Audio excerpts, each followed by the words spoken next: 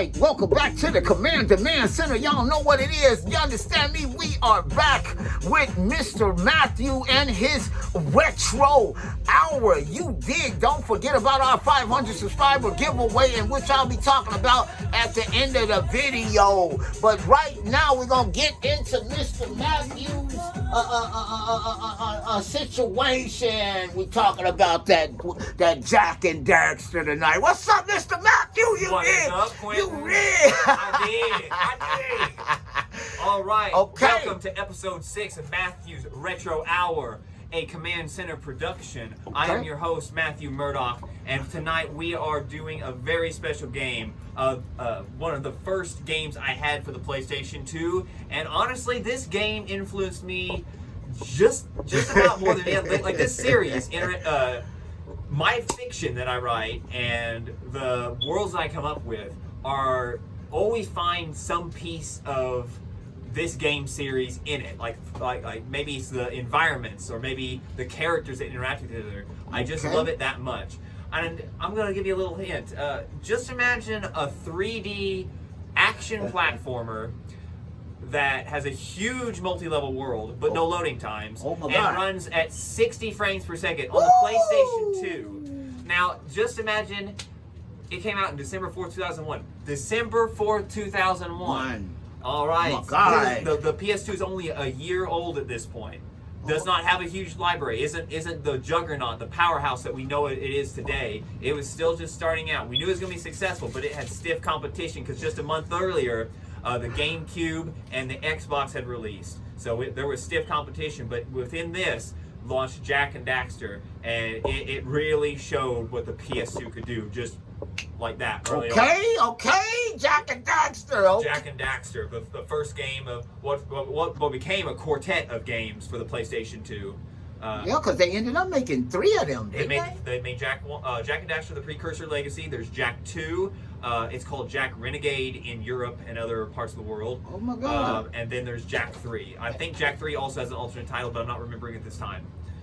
Then there was Jak X Combat Racing. And I do have to admit, I played it a little bit on demo, but I did not actually own Jak X Combat Racing. It is. I didn't do it, and I didn't do Jak and Daxter: The Lost Frontier. I played a little bit of it, but I didn't. Why not? You didn't like those? Yeah, it was made by a different company. You didn't want to go. You wanted to stay loyal. I did play Daxter for the PlayStation Portable, and oh yes, Is it? It is good. But anyway, back to Jak And Daxter: The Precursor Legacy. You did.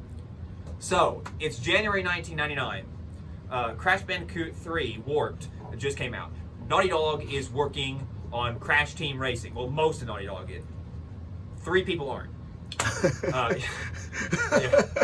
Andy Avon, Mark Cerny, and Stephen White. These 3 are hard at work in a little corner of the office making a new game engine.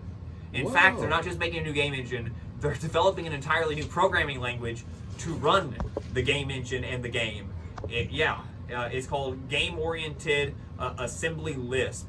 Okay. Lisp, you might know, is used for AI because Andy Gavin has a PhD and worked on AI too. So, really smart guy working on this.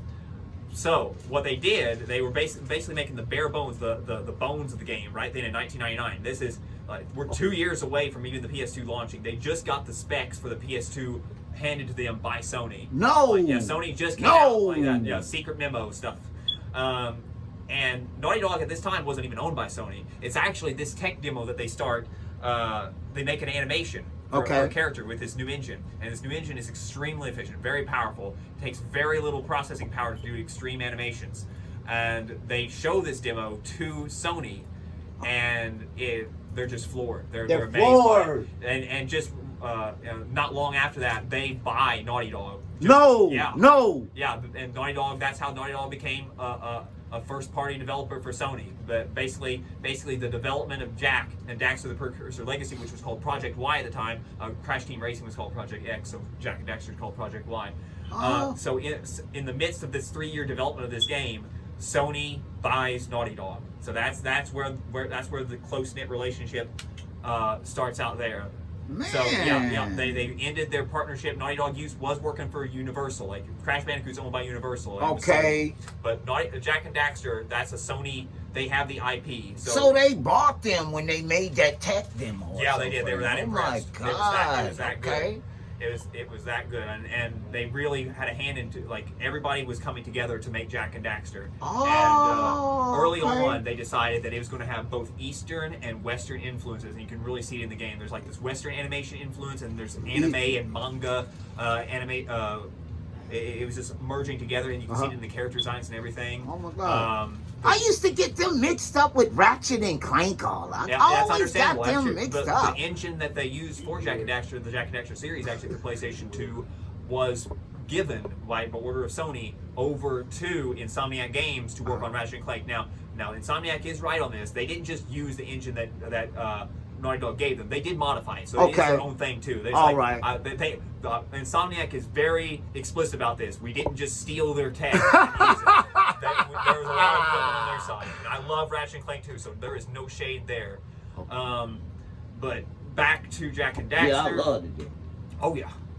So one of the earliest goals was they were tired of level-based games with loading times and like warp rooms and stuff like that. That's what Crash Bandicoot was all about. They really wanted to make one where it had a completely seamless world, and Jak and Daxter does have a seamless world. Now you can jump through precursor gates and warp. Okay. You can travel to any part of the map just by walking, and like every level is accessible by walking.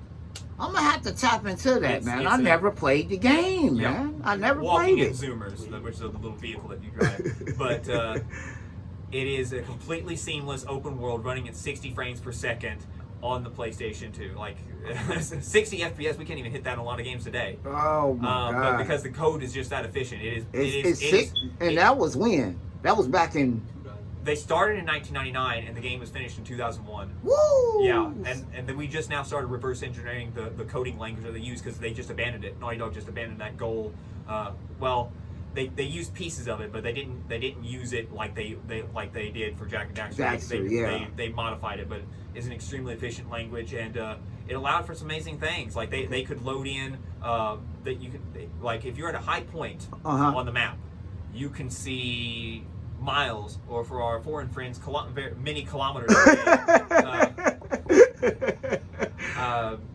You can see the beginning level from the end level. The end zone, the end is a massive tower.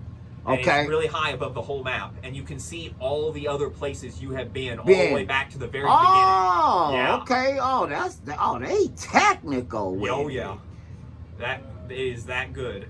And unfortunately, Jak in the first game doesn't have a voice. They thought a silent protagonist would be better, and I love Silent Jak. Me too. I love Silent Jak. Yeah. But Jak 2 and Jak 3, I like the voice actor they chose. It really fit Jak. Did it fit him? But Daxter's had the same voice actor the whole time, and he's a blabbermouth. I love Daxter. I also love all the other voice actors in the game. Really top-notch voice acting from everyone involved. The characters feel really lifelike. The plot is fairly simplistic. It involves Jak and Daxter. Daxter is human at the beginning. Daxter gets transformed into an Ottsel, which is an otter-weasel combo. In Jak 3, you find out a little bit more about the Ottsels. A very special secret. Will not spoil that. Very surprising. Love it. Man, I was looking early. It's like a Wizard of Oz twist there. I love the species that they create in the Ottsel. I also love all the enemies on there. Lurkers in the first game are the majority enemy. But anyway, they have to travel north, far to the north, where Gall Acheron, the sage of Dark Eco, resides. The only person that can change Daxter back. And eventually, the climax of the game, Daxter has to decide whether he's going to defeat Gall and his evil sister Maya. They're both evil. Or remain an Ottsel, or like not. Man. The game. This is not a choice game. It's pretty, like I said, the plot's straightforward. There's not really moral choices. It is a straight action platformer. It keeps the story simple. Jak 2, Jak 3 does not keep the story simple, and they do mess up a little bit. Oh, do they? They trip over their own feet a little bit, but it is still. I love this story more than any other in video games. But I love the soundtrack on Jak 1. I won't say it's my favorite because I love them all equally. They are all my children. I love them all. But the soundtrack for the first game, it's crazy. It's crazy. You get the jungle beat. It's you crazy. Get the Fire Canyon. You get this techno beat at the end because they like eco is this life energy of the world. It's like this energy. There's blue for speed and energy, and there's green for life force, and there's yellow for shooting stuff, and red for hitting stuff. That's the best way I can describe it. And then there's dark eco, which is the coolest one because it looks a lot like this shimmering purple. It's kind of an analog for oil, I think, a little bit. Especially in the second game, it actually does become an analog for oil because the world is running out of dark eco or eco in general. And so now they're drilling and mining and stuff like that. So it really has an environmental message, just like Naughty Dog had an environmental message for the Crash Bandicoot series because the Crash Bandicoot series takes place on an island, involves genetic experiment on animals, and there's toxic waste. Man, they got some hits, man. Yeah. And Jak 3, and there's Light Eco, which eventually appears in Jak 1, and you later use it in Jak 3, which is the opposite of Dark Eco, and Jak eventually in later games has to learn to balance those two. Okay. But I really love the straightforwardness. It really feels like a game storyline taken out of the 90s. It's not gotten to the grittier stuff. It goes full on gritty in Jak 2. It's like a GTA style game. I'll tell you what. Would you say it was before its time? The story is of its time. It's not ahead of its time. But the elements that it introduced. Those were ahead of its time. It's actually the first console game to have a seamless 3D world. That's one of its awards. No other console game at the time. I think they had PC games with a seamless world, no loading times. Okay. But consoles had not had that chance yet. No, they had not had that yet. No, they had not. Oh my God. Okay. Yeah. Google gives this game a 96% liking rate. The more modern games come out broken with 20 frames per second, the more this gem shines. It is a game for the ages. This is to compare it to more general to. Everybody seems to be a Nintendo fan when they're a kid. I was PlayStation 2 and I love Jak and Daxter. Jak and Daxter is my Ocarina of Time. It's okay. That's your Ocarina of Time. I just love the intro because the intro is so. It starts out like an epic story. In fact, the game actually came with a map. That was very Lord of the Rings-esque, and I tried to redraw. It's very fantasy. We'll check it out. And it starts out. I love what Samo says in the beginning. I have spent my life searching for what my father and my father's fathers failed to find. Oh my God. Yes. Oh my God. Who were the precursors? Legendary. Why did they build the vast monoliths that scatter our planet? How did they harness eco, the life energy of the world? And why did they vanish? Oh my God, you got it down pat, I have asked the plants, oh my God. and the plants do not remember. The plants have asked the rocks, and the rocks do not recall. Even the rocks do not recall. Oh my God. Every bone in my body tells me that the answers rest on the shoulders of a young boy. Oblivious of his destiny, uninterested in the search for truth, and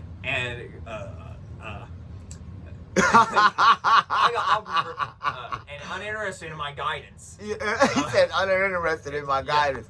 Well, and this story, and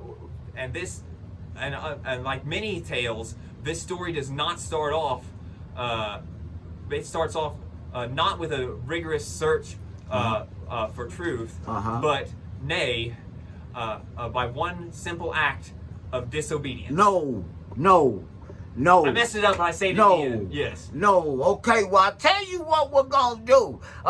It's Mr. Matthews Retro Hour. When we come back, we're going to take a look at this spectacular game, Jak and Daxter in the building. You understand me? Matthews Retro Hour. Don't forget about our 500 subscriber giveaway, in which we will be giving you that $50 gift card, that Street Fighter 6. We also are going to be giving you that PlayStation portable device. You understand me? Yeah, Mr. Matthews. So we'll be right back. Don't go nowhere. Oh my God.